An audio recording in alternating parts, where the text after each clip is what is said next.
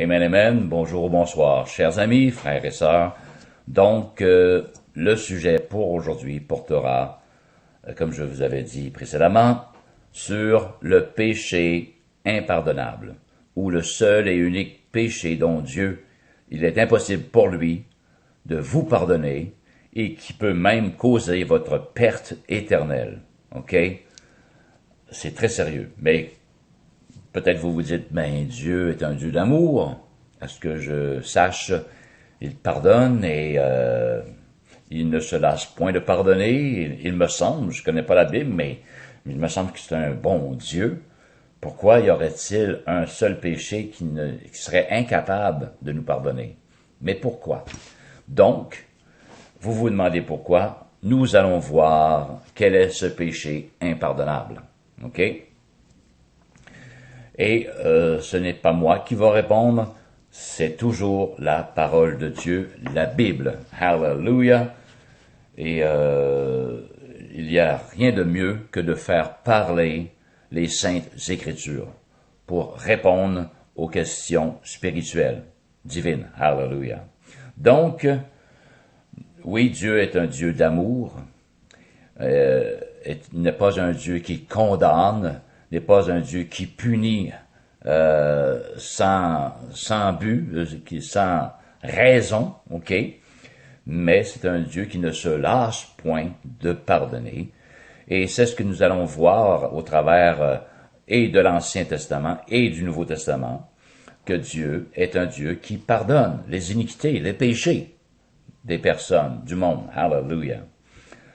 Donc, nous allons simplement lire quelques versets appuyant ces dires-là, que Dieu est un Dieu d'amour, de compassion, qui pardonne, qui ne se lasse point de pardonner.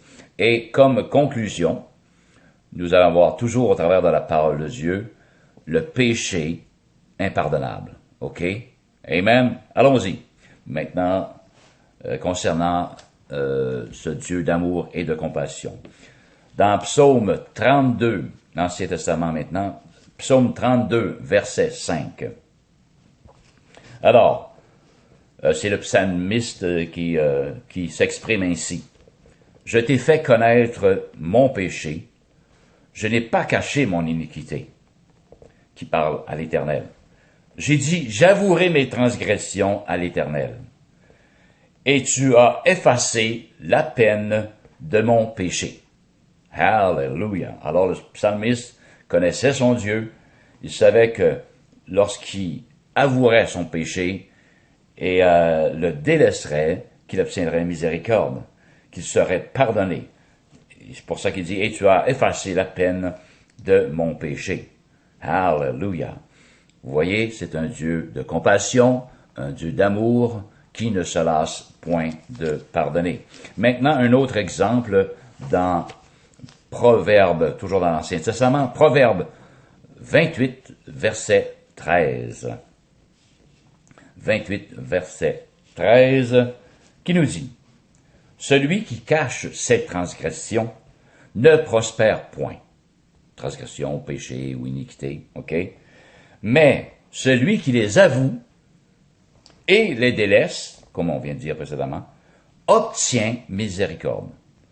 Vous voyez, c'est un Dieu d'amour, oui, et de compassion qui ne se lasse point de pardonner. Oui, mais ici, ça nous dit la manière de se faire pardonner au complet. OK? La bonne manière. Ça nous dit celui qui avoue son péché, confesser son péché. OK? Ça, c'est une chose. Et ensuite, il les délaisse. Ne recommence plus à pécher. Les délaisse.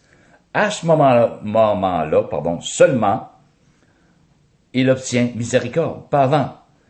Avouer les péchés et ne pas les délaisser, vous êtes toujours dans vos péchés et la condamnation vous poursuit toujours. La condamnation éternelle. OK? Tant et aussi longtemps que vous ne délaissiez pas vos péchés, vous n'obtiendrez pas miséricorde. Selon ce verset, celui qui avoue son péché et les délaisse obtient miséricorde. Hallelujah. Donc, encore là, on peut voir la grandeur de Dieu, de son amour et de sa compassion pour l'humanité. Maintenant, dans le prophète Jérémie, chapitre 33, verset 8, allons voir qu'est-ce que ça dit. Ok, ça nous dit, « Je les purifierai de toutes les iniquités qu'ils ont commises contre moi. » C'est comme si ça serait l'Éternel Dieu qui parlerait à son peuple d'Israël.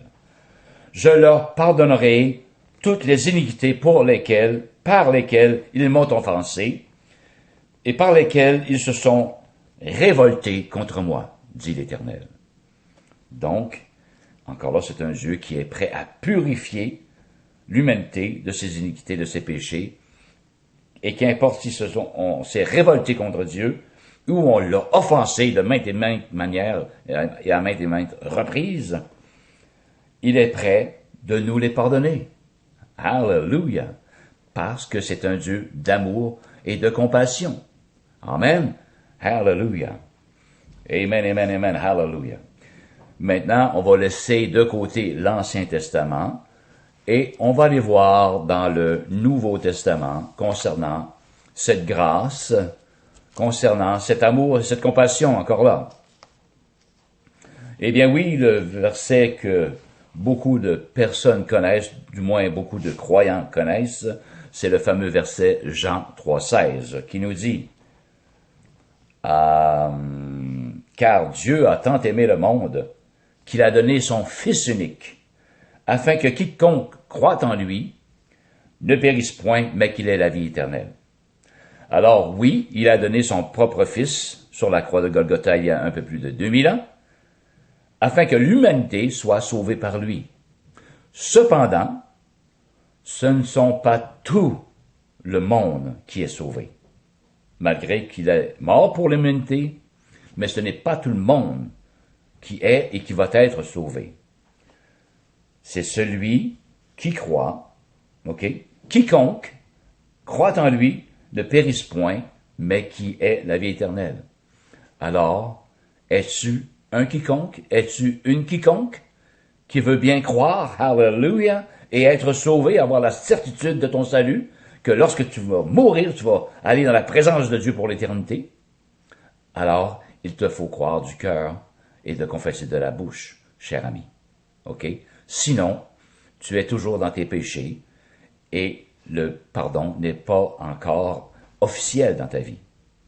Il est toujours disponible, mais pour toi, il n'est pas effectif dans ta vie.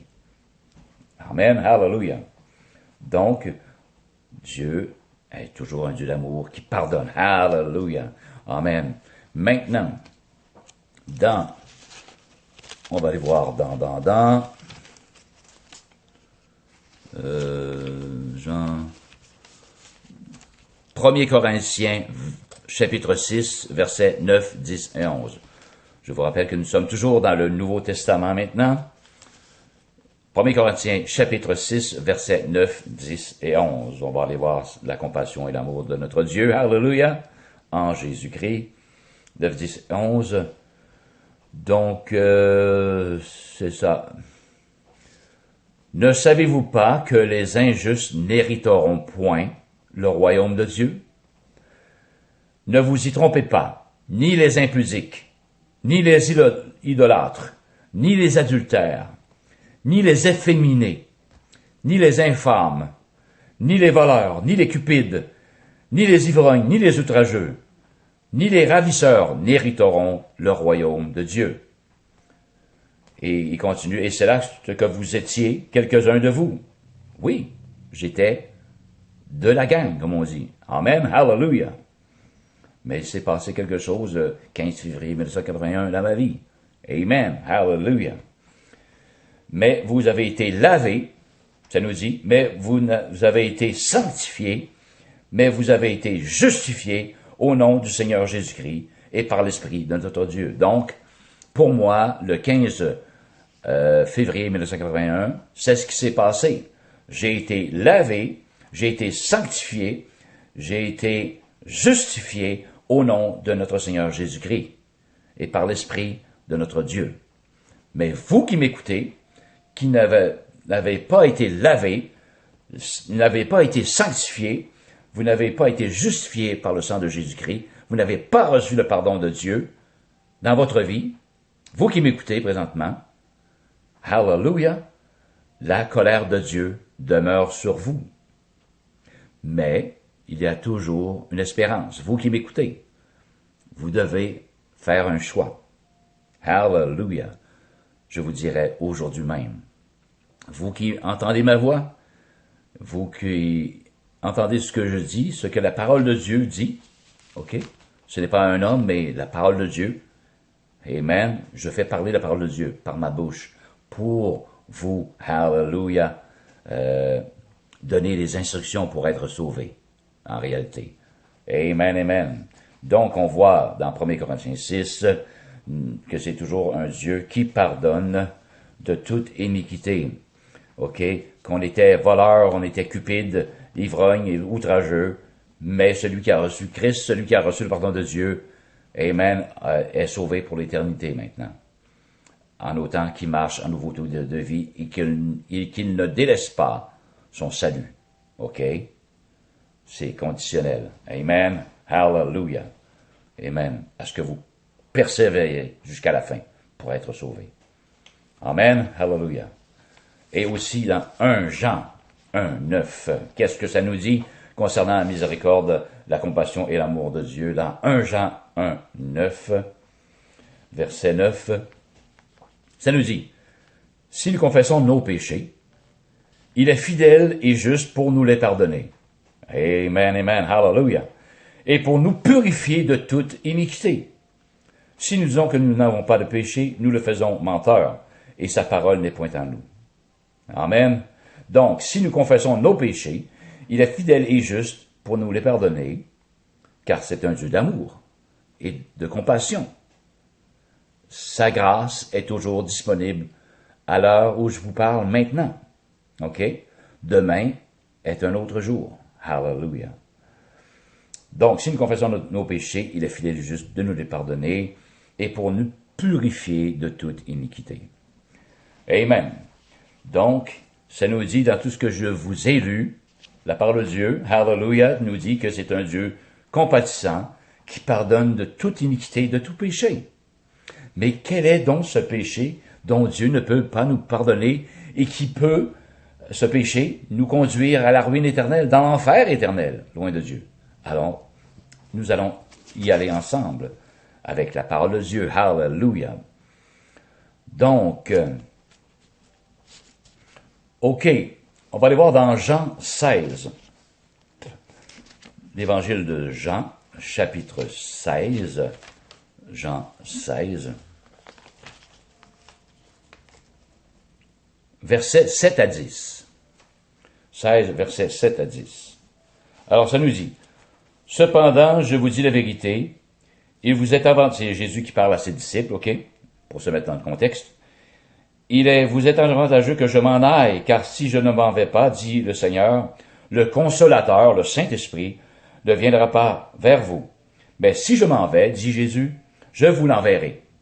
Et quand il sera venu, le Saint-Esprit, il convaincra le monde en ce qui concerne le péché, la justice et le jugement. En ce qui concerne le péché, parce qu'il ne croit pas en moi. En ce qui concerne la justice, parce que je vais au Père et que vous ne me verrez plus.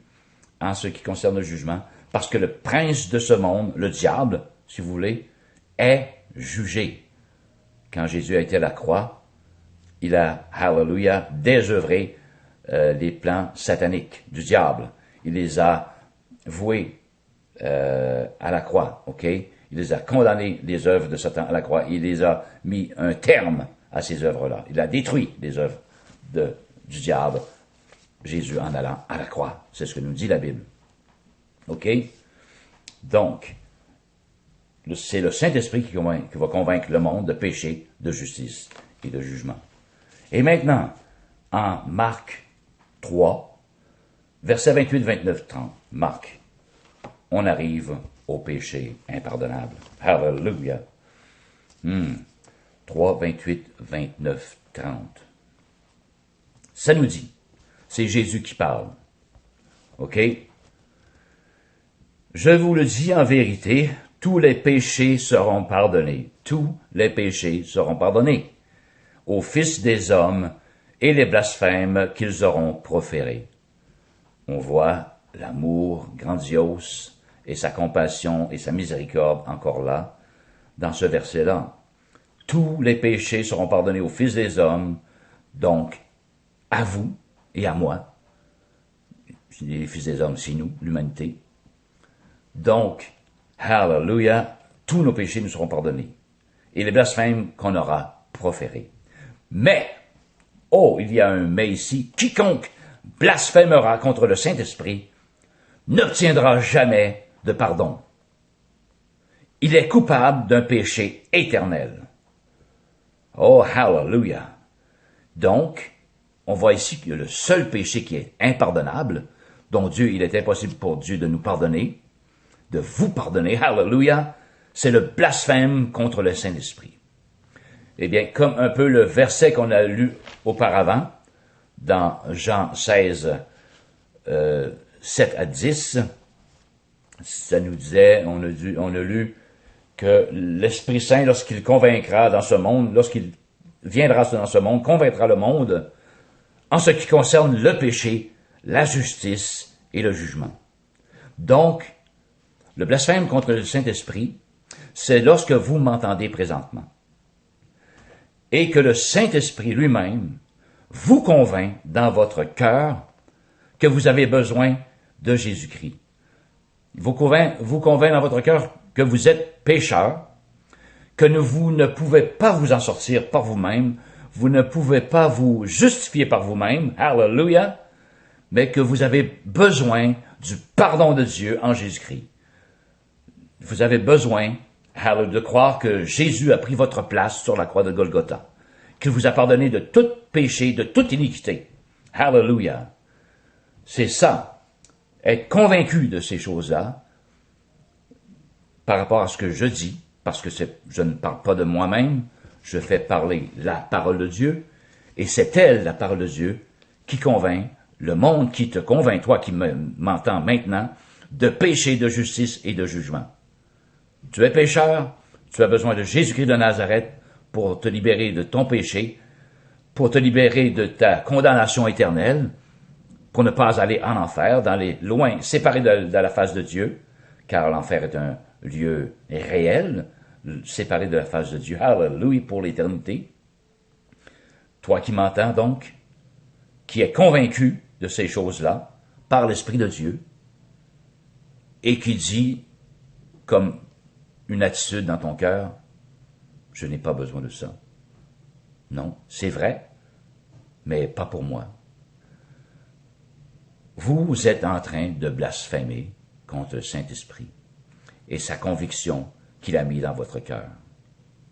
Et ce péché-là ne vous sera jamais pardonné. Vous allez directement en enfer. C'est le refus, finalement, de la grâce de Dieu. Le blasphème contre le Saint-Esprit. Hallelujah!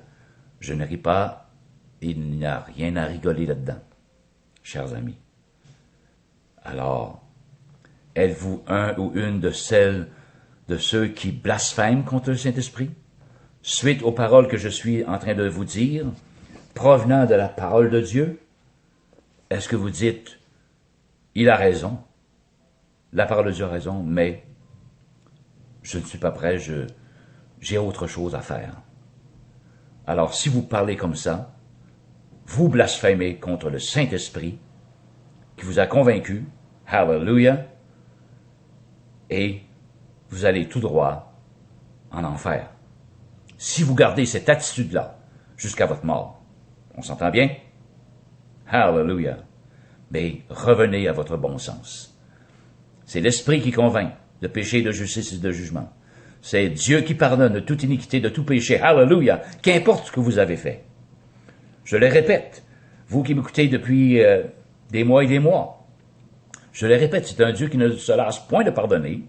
Hallelujah! Qui ne condamne point, mais qui pardonne et qui donne sa miséricorde.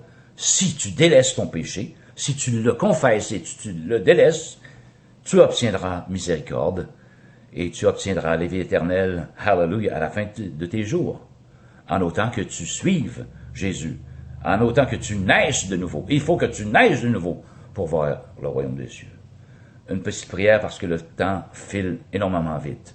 Père Céleste, toi qui convaincs les cœurs par ton Saint-Esprit, hallelujah, fais en sorte que ces personnes qui ont entendu ce message, que c'est ton Saint-Esprit seulement qui les a convaincus de péché, de justice et de jugement.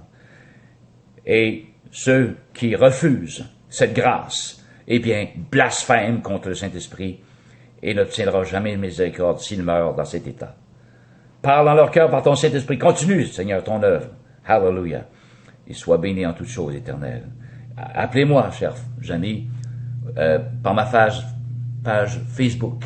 OK? Il me fera un plaisir de prier pour vous, pour le salut de votre âme, et non seulement ça, mais pour la guérison de votre corps physique, si vous êtes malade dans votre corps. D'ici là, hallelujah, soyez bénis. Amen et amen. C'est à l'heure, le temps file très vite. Ciao, à la prochaine.